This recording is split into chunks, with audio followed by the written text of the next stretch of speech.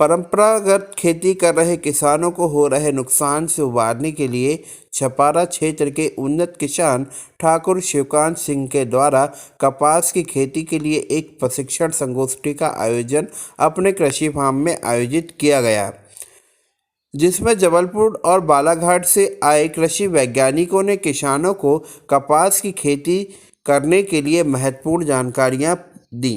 उन्होंने इस प्रशिक्षण कृषि संगोष्ठी शिविर में किसानों को कपास की खेती से होने वाले फायदे बताए। तो नहीं है, कोतू साहब तो हमेशा अवेलेबल रहेंगे। अभी तो जो क्वेश्चन आंसर जिसके मन में जो भी क्वेश्चन है वो बिल्कुल निसंकोच होकर पूछें। पर मैं बिसेन साहब आपसे निवेदन करना चाहूँ, बिसेन साहब पहले कुलपति हैं जो इसी मिट्टी के हैं।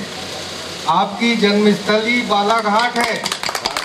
ये अपनी एग्रीकल्चर यूनिवर्सिटी के इतिहास में पहला आदमी है जो अपनी इसी मिट्टी का है। अब आप समझ लीजिए कि जो इसी मिट्टी का आदमी है उसके दिल में इस संभाग, जबलपुर संभाग और सिवनी जिला, बालाघाट जिला, छिंदवाड़ा जिला के लिए क्या नहीं सोच होगा। आज तक हमने, खैर मुझे तो एज ए कुलपति आपके साथ काम करने का मौका नहीं मिला, पर हम लोगों का साथ भी करीब 20-25 साल का है। मैं बीज निगम में रीजनल मैनेजर हुआ करता था और डॉक्टर साहब एग्रीकल्चर यूनिवर्सिटी के विशेष ओहदे पे रहते और इस मुकाम पे पहुँचे हैं। तो मैं एक बार चाहूँगा आप सभी डॉक्टर साहब का ताली बजाकर स्वागत। जैसा कि कोतू साहब ने बार बार मेरे बारे में उल्लेख किया, मैं सही में मानता हूँ कि मेरे लिए एक खंडवा खरगोन का 10-12 साल का जो मेरा पीरियड रहा था वो मेरे लिए स्वर्णिम रहा। मेरी ज़िंदगी में दो चीज़ बहुत महत्वपूर्ण रहीं। एक तो आपके बीच का, आपके गांव का रहने वाला मैंने IIT खड़गपुर जैसी संस्था पे अपने भाई साहब के कारण मैंने वहाँ से शिक्षा की। मेरे लिए डॉक्टर साहब सबसे महत्वपूर्ण बात थी। दूसरा, मैं खंडवा में रहा और खंडवा में मैंने कपास, जिस आदमी ने, जिस किसान ने जिस क्षेत्र में यदि कपास का उत्पादन कर लिया मतलब उसने हर चीज़ का उत्पादन कर लिया। और हमारे साथ एग्रीकल्चर यूनिवर्सिटी पग पे पहले भी रही है, अभी भी रही है। मैं इस अपनी एग्रीकल्चर यूनिवर्सिटी जवाहरलाल नेहरू कृषि विश्वविद्यालय के लिए एक चीज़ बताता हूँ बड़ी महत्वपूर्ण। सोयाबीन का इतिहास जिस भी कंट्री में 12-15 साल से ज़्यादा लंबा नहीं रहा है और ज़्यादा से ज़्यादा 20 साल मान लो। पर आप लोग जो बुजुर्ग लोग बैठे हैं यहाँ पे, राधेश्याम भैया जी बैठे हैं, बड़े भैया जी, सेठ जी बैठे हैं, आप ये देखिए कि अपने यहाँ सोयाबीन का इतिहास 35 साल का रहा है। भैया जी रहा है 35 से 40 साल का। उसका सिर्फ एक मात्र कारण हमारी एग्रीकल्चर यूनिवर्सिटी ने, जवाहरलाल नेहरू कृषि विश्वविद्यालय ने हर 4-5वें साल हमको सोयाबीन की नई वैरायटी दी। आप JS2 ले लीजिए, JS2 मतलब जवाहर सोयाबीन 2। आप JS3 335 ले लीजिए, 7105 ले लीजिए। मेरा कहने का मतलब ये कि यूनिवर्सिटी का योगदान किसानों के लिए, विशेष करके मध्य प्रदेश के किसानों के लिए कितना रहा है, वो सोयाबीन की आप फसल जो इनने नई वैरायटी दी उससे आप समझ सकते हैं। मैं डॉक्टर साहब आपसे एक निवेदन करना चाहूँगा, कोतू जी तो ज़्यादा दूर है नहीं, सिवनी का जो KVK सेंटर है उस पर आप एक साइंटिस्ट ऐसा विचार विमर्श करके जो कपास के बारे में जानता है उसको, हम नहीं चाहेंगे कि अभी जब हमारा रकबा नहीं बढ़ा है, हम ये चाहेंगे कि उसको वीकली बेसिस पे 2 दिन के लिए एक सुनिश्चित कर देंगे अपन कि फलाने वैज्ञानिक, कोतू जी तो आएंगे 15 दिन 20 दिन में, पर कोई ऐसा वैज्ञानिक जो हफ्ते में 2 दिन आएगा, चाहे सोमवार या मंगलवार जो भी, और हमारे क्षेत्र के जो भी किसानों को समस्या होगी वो यहाँ बीच में आके और सब लोगों से विचार विमर्श करते रहें कि आप एक बाद में एक भी व्यवस्था कर देंगे।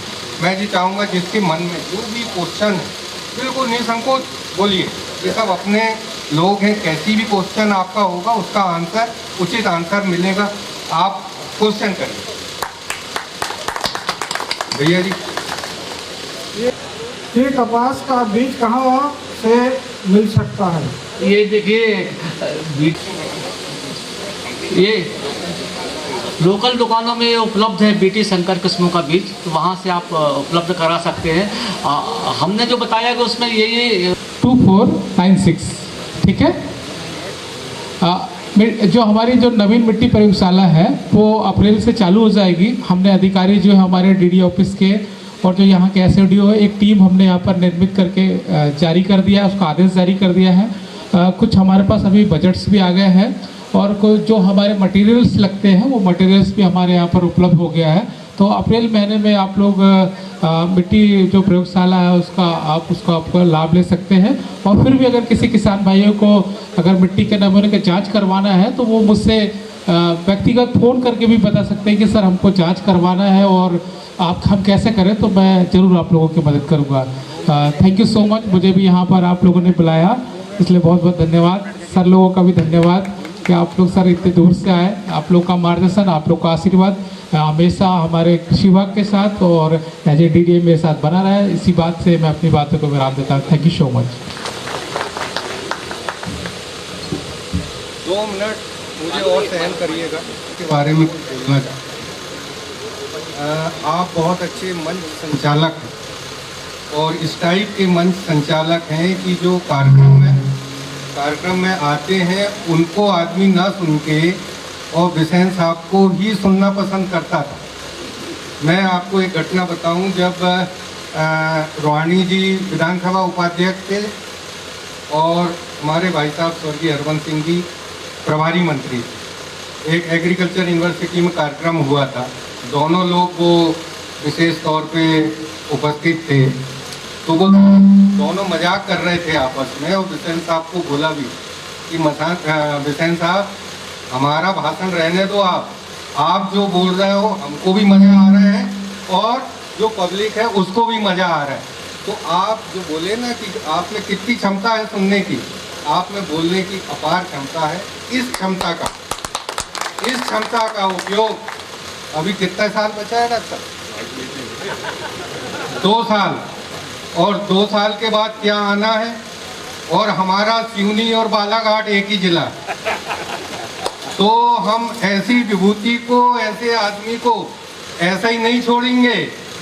कहीं ना कहीं आपको जवाबदारी दे के, अब वो मत पूछना कि जवाबदारी कहाँ से देंगे, वो मत पूछना, वो हम लोग डिसाइड कर लेंगे, वो हम और उनमें बड़ी अंडरस्टैंडिंग है।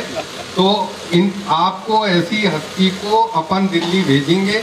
हो सकता है अपने क्षेत्र का उसमें योगदान नहीं रहेगा, पर सिवनी जिला और बालाघाट जिला, आज ये भी ये संकल्प दिवस है, इसको संकल्प मत शामिल करना, पर इसको याद रखना कि एक ऐसे आदमी को, अपने को जिस तरीके से उन्होंने यहाँ पे बताया, तो ये तो एक छोटा सा फैक्टर है खेती किसानी का, कपास का। ऐसा आदमी यदि कहीं दिल्ली या कहीं बैठ के यदि कुछ करेगा, करवाएगा, तो हमारे और आपके लिए कितनी योजनाएं, कितनी नई नई चीज नहीं लाएगा। धन्यवाद।